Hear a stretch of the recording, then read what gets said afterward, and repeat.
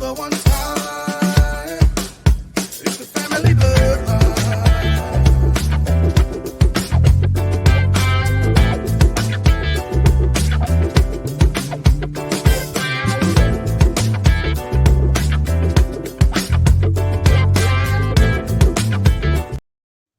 What's good, family? We are back. We are back for another Platinum series with none other than Circle Audio. My man Keith Ross in the building. Give it up. Give it up. Rounds of applause. Yo, thanks for being with us, Keith. There it is. That's what I was looking for. That's what I was looking for. And of course, we got Biggie Zoe, ECAS, the producer, aka Manny Lugo, and of course, you got your boy Jay Glass, the movement. So we are all here again, getting the updates, the latest and greatest from the Circle Audio mic line, the hottest mics in the business. Without further ado, Keith, let us know what's going on. What's the new thing? What the trends that you've seen with the microphones? How they tell us how they've been flying off the shelves, how you can't keep up with the orders that are coming in, and all that good stuff. We're looking forward to hearing it. So let us hear it. Well, first of all, super happy to be back. Always. Definitely appreciate you bringing me back on the show. And yeah, things have been pretty amazing. Was not expecting them to be even quite as amazing as they have been, but we got really lucky. Yeah, I mean, you know, the goal is to get these out there and start to create some awareness. And so we put out the first batch. We sold out in like 3 weeks, a little over 3 weeks, which was not expected, but very, very welcome. And then we just re-upped, and I think we're down to like 8 of them left on this batch. So yeah, they've been flying.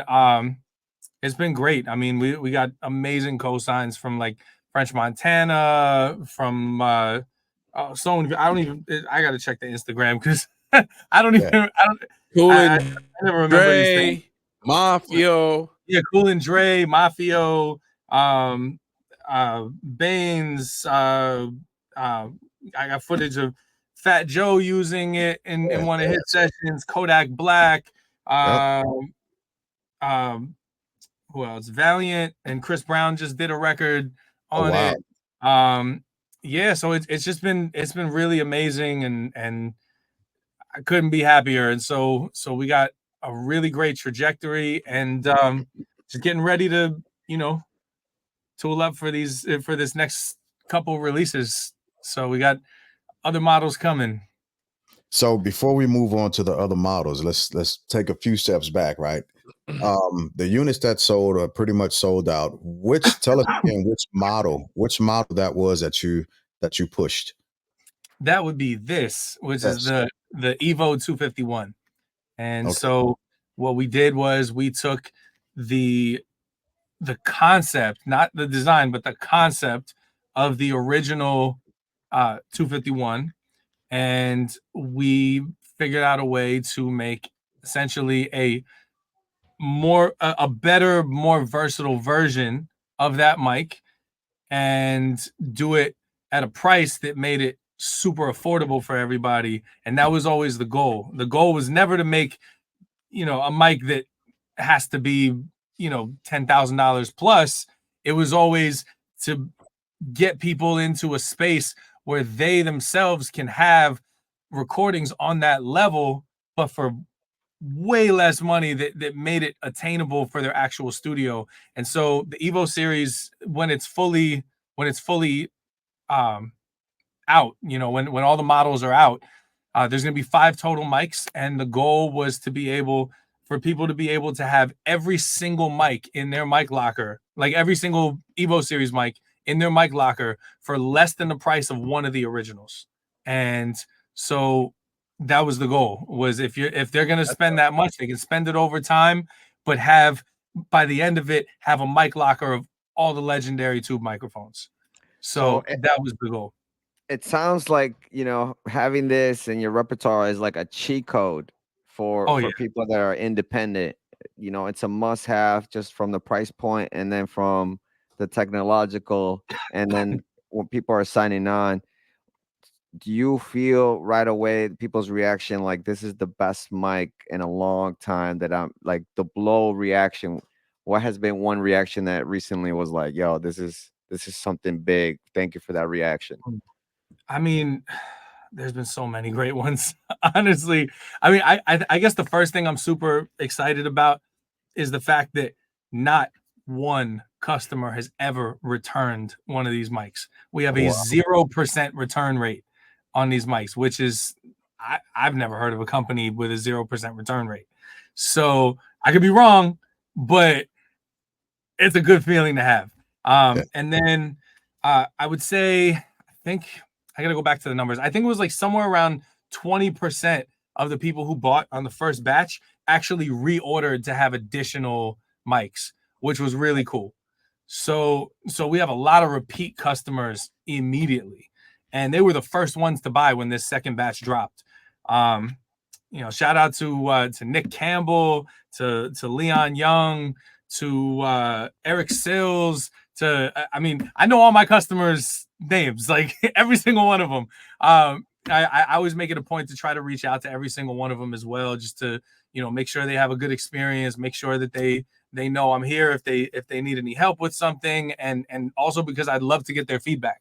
So all the people I just mentioned, those were like the first people that re-upped and bought additional ones. Oh, and Rob Roy at Power Station, they bought a stereo pair as well. I think they're buying like 2 or 4 more of them in the next week or two. They actually just used the Evo 251s over there, their stereo pair, to do brass for I don't know if I'm allowed to say the act, but I'll just say it's for America's Got Talent. So it's but it's an act that is globally known. So they just did the brass with that with those mics, and it was insane. He sent me just a super rough recording of it, and it sounded like finished. It was insane. Yeah, and that was going to be my next point, right? So with some of the feedback that you're getting, how much extra engineering is getting put into the sound that these mics are producing? Because I think we just heard a quick drum review that sounded amazing, and it didn't seem as if it had to have much or any patchwork whatsoever. It sounded amazing. It was actually pretty crazy.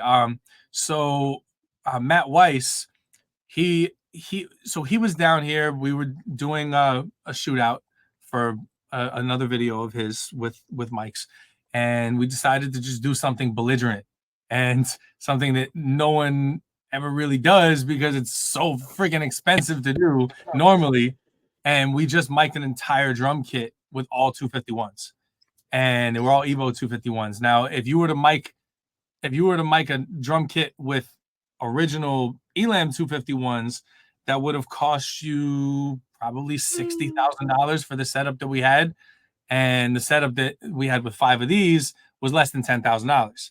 So, and nobody ever would think to put all 251s on a drum kit because A, they're so expensive, and B, if you damage them, then it's super expensive to repair them. Well, in this case, these are not super expensive to repair. We actually manufacture a lot of our parts ourselves, and because of that, we're able to definitely make that more affordable than having to pay premiums for parts that have like crazy rarity. And we just happen to have, in my opinion, and a lot of other people's opinions, the best sounding mics in the game. So we had one on the kick drum, about 12 inches off the kick, kind of close to the top on the outside of the kick. We had 2 overheads, stereo. We had one mic on the snare top, not on the bottom, and then we had another mic that was a room mic that was about 8 feet back above the kit. And it was like aimed downward. I see you, Jake. I already know why you're laughing. I was very careful about the.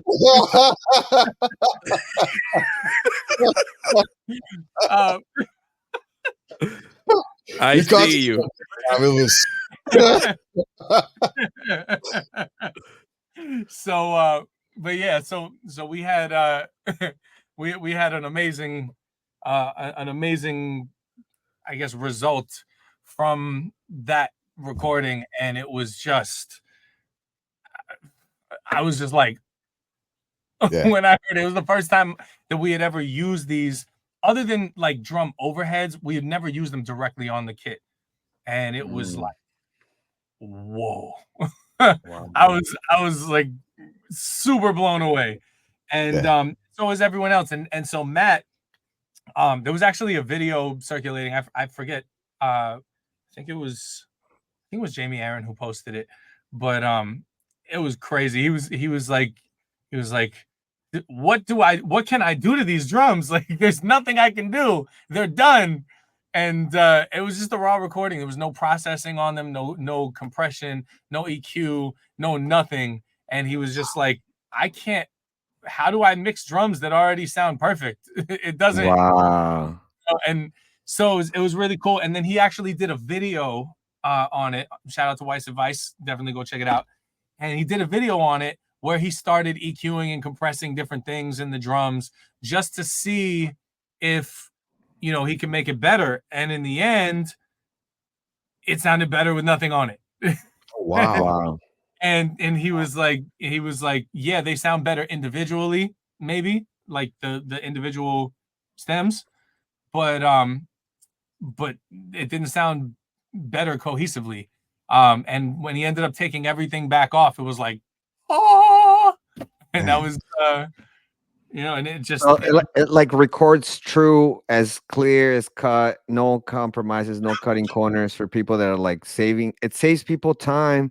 That's why I see that it's like why people can refer as forever mics, because you got an excellent company, people, technology, and bro, this is like a dream for us, to tell you the truth, Keith.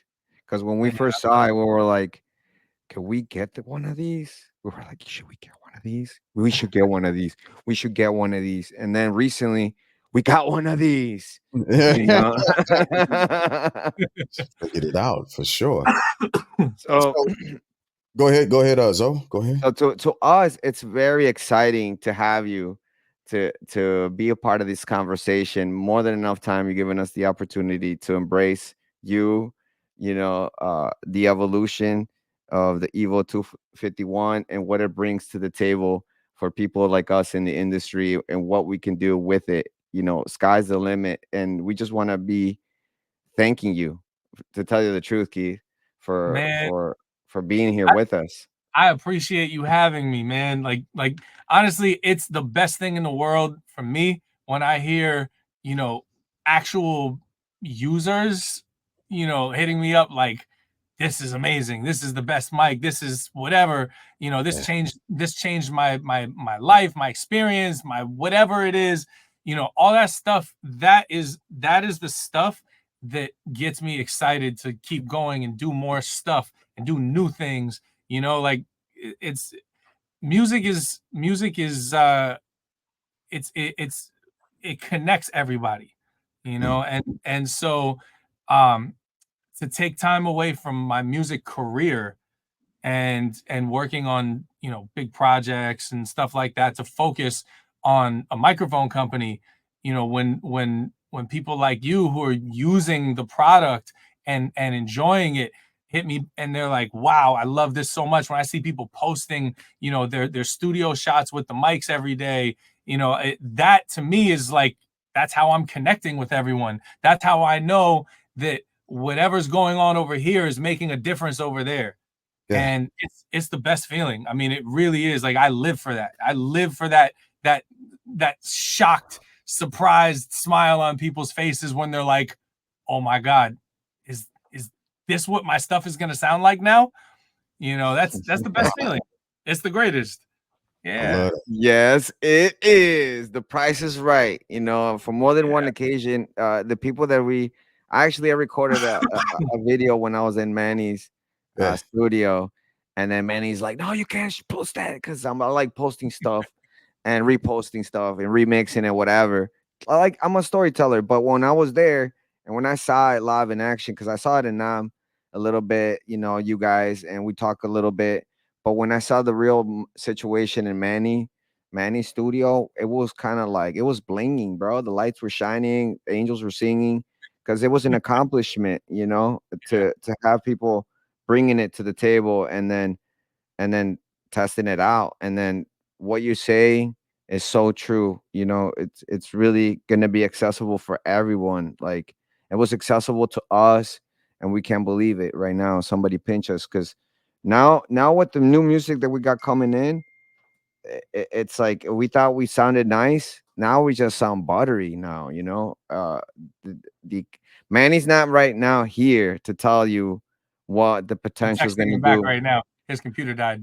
Yeah. Oh, but the potential for us, him, Ika's the producer, Manny Lugo, everybody that walks into that studio, uh, you know, is gonna be maximizing his career, his potential, and then all the instruments as well. Whatever we can think about attaching this mic, like right now, you just played us our recordings and even stuff on YouTube.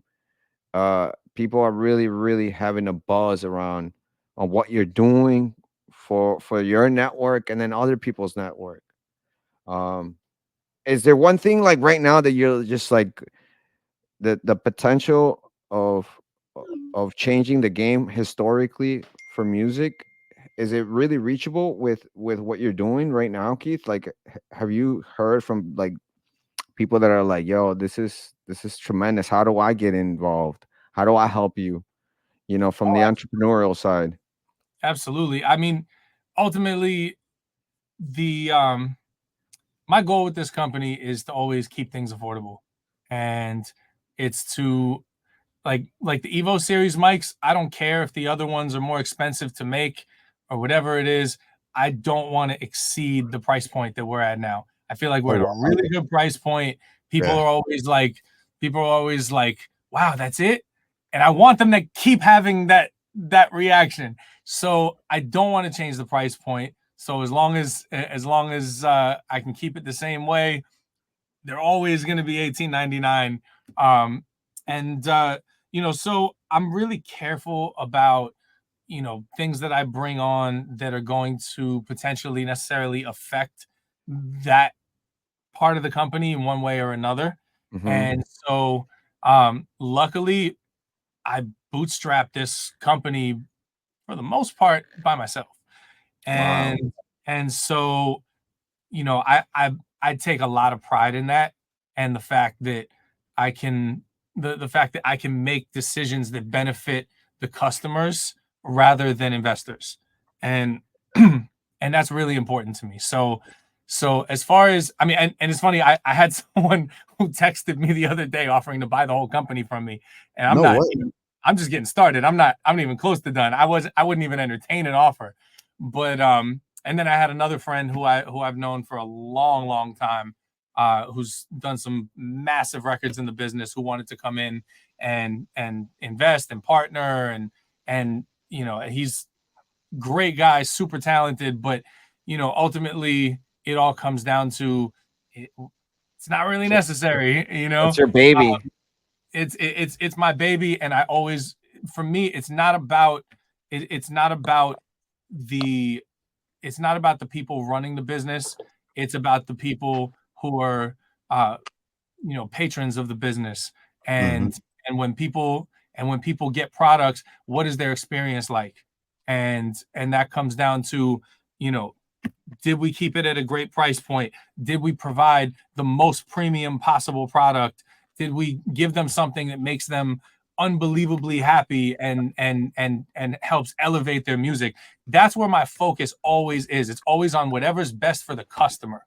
And so, you know, at this time, I'm very happy with where things are. I just want to keep them going. We got a couple other mics to roll out in the next few months, and I just want to keep making people happy and excited, and keep the train rolling. Because So, sorry, go ahead.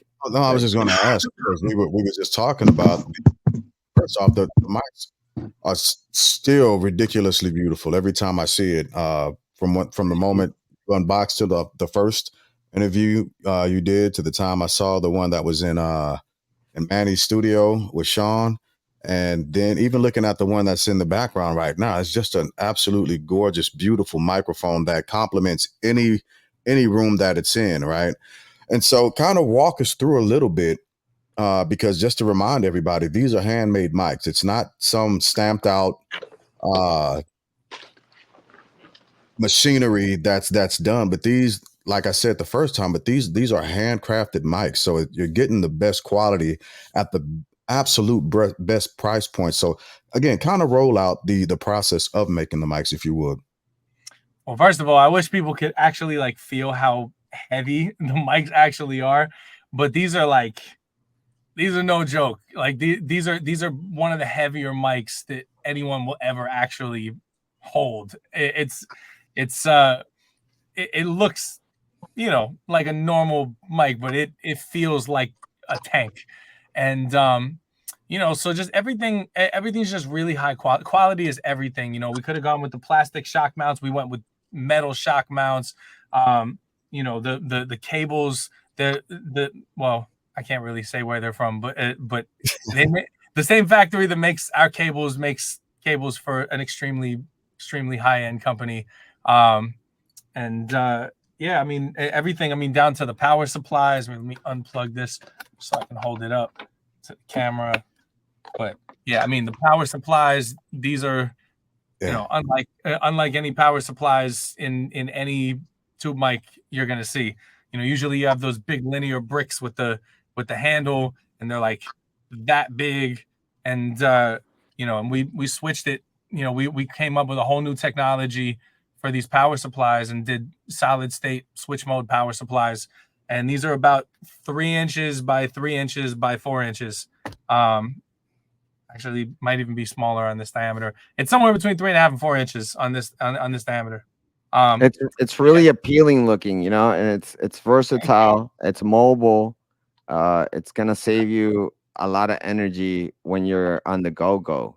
Absolutely. And more importantly than even that, because there's no transformers in the chassis of the power supply, there's actually no noise floor.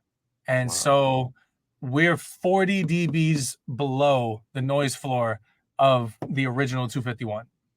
And I mean, our noise floor is like, I think like minus 118 is where we're at. The last time we had it measured. And so yeah, I mean, minus 118, you can't hear that. I yeah. mean, to give you an idea of what 40 dBs lower is to the human ear, 6 dBs is the equivalent of doubling or cutting the volume in half. So we're 40 dBs below the noise floor of the original Elam. Wow. Yeah. That was me. So Yeah. in terms of, okay, let's I'm gonna go real scientific with you. So when you were thinking about this, the first eureka moment that you had, how did that as an entrepreneur, because we're all kind of entrepreneurs here, and the entrepreneurial world is very interesting, obviously because it's innovative and it's captivating. How did you have that moment, the brilliant idea moment that you're like, this is the next big step for me? So and like you said, you had to put things on hold, sacrifice for you to really jump on this new project that you got going on. Keith, can you tell us a little bit about that? Yeah, sure. Man, Manny is having a serious case of connectile. He's having a serious case of connectile dysfunction right now. And this is like What's in the text about that, bro? Like, this you is over there? What's up? So, but yeah, I mean that you know all this comes like everything happens when you know it's right. It's because it's something that you actually believe in, and that connects with you and kind of rings true with what you're trying to um accomplish. And so for me, I love music. I mean, it's what I've done for almost 25 years now professionally. Yeah. And I was getting all these sessions from big artists to work on, whether it was mixing or whether it was production. And then, we're going to end up recutting the vocals, but the ones that I get don't sound right, and it just all kind of worked out perfectly timing wise, the way that things were going with Langston Massengale and I, and the friendship that we had built and the excitement that we had built, and then it was like it just clicked, and and I just kind of realized, I'm like, hold on a second, why are we not doing this? Like, this is like, we have a chance to do something really game changing. And I felt like, the way that the exposure that these could get from somebody that's actually still working on relevant projects within music, that has the the discography and the history that I have in this business. This was a great way to expose that to the world. And I figured, you know what, if I could make all these artists that I've worked with and that I know that have extremely high standards, if I can make them believers, then I can make anyone a believer, because they don't have to sign on for anything with this. They don't have to endorse a thing. They don't have to, co-sign it, showcase it, nothing. And it's not easy. Even when you have personal relationships, it's not easy, because you still have to have credibility. And because, I mean, ultimately their credibility is on the line the second that they take a picture with it, or that they do a video with it. And so it's even more important to protect their credibility in order to protect my own credibility. So what I did know was, as soon as I walk in the door with these mics, they better absolutely shit on anything that they're put up against. And I don't think there's a better example of that than when I went over to Cool and Dre's studio. And I've known Cool for like 15 years now. Really amazing guy, just stand-up dude, really knows his stuff, like musically, sonically, just and he's a freaking amazing person. And so I went over there one night, and I was with my friend Ray, and Ray was the one who was like, yo, tell Cool about your mics. And I said, and Cool's like, yo, Keith, these are the same mics you were talking to me about like a year ago? And I was like, yeah. Like, yo, I gotta hear it. I gotta hear it. Well, I didn't even have one on me at the time. My friend Ray had one, because he when these dropped, he was really like the first one to buy one. I mean, he was like, I want the first one. And so actually, I think he was the second one to buy one. I think Trevor Wright was the first one to buy one, but he was the first one to get one, because Trev was out of the country. So he was actually the first one, like, that actually purchased one and received it. And but in any case, he pulled his mic out, and Cool was like, yo, Keith, you know this U87 is industry standard, right? And I looked at him and I went, U87?